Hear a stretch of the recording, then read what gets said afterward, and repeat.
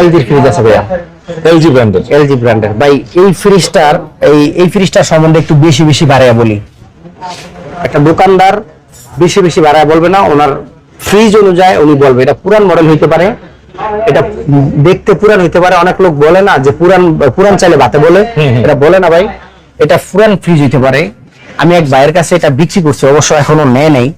তো ওই ভাই এই ভিডিওটা দেখবে, আমি তো ওনারে বুঝে কথা বলতেছি কিন্তু বুঝতেছে না। এটার এত সুন্দর ঠান্ডা ভাই, আমার ফ্রিজের এন্ডি একটু স্পট করে রয়েছে, আমার ওইটা সমস্যা নাই। কিন্তু আমি বাড়িতে নেওয়ার পরে যদি আমার ফ্রিজটা ঠান্ডা না হয় তাহলে আমার বিশাল সমস্যা, তাহলে সমস্যা ভাই। ওই বাইরে আমি বুঝাইতে পারি না, বাইরে বলতে এন্ডি একটু জং, ওন্ডি একটু জং। আরে বাইরে পুরান ফ্রিজ এটা, আমি তো আর নতুন শোরুম কন্ডিশনার মাল বেচি না। এই ফ্রিজটা এত ঠান্ডা ভাই, এত সুন্দর ঠান্ডা দেয় মানে বলার বাহিরে। এই ফ্রিজটা আজকে ভিডিওতে দাম বলে দিব, এটা আজকে 17,000 দিয়ে দিব ভাইয়া। 17,000 16,000 টাকা একদম ফিক্সড প্রাইস। হ্যাঁ 16,000 16,000 টাকা। হ্যাঁ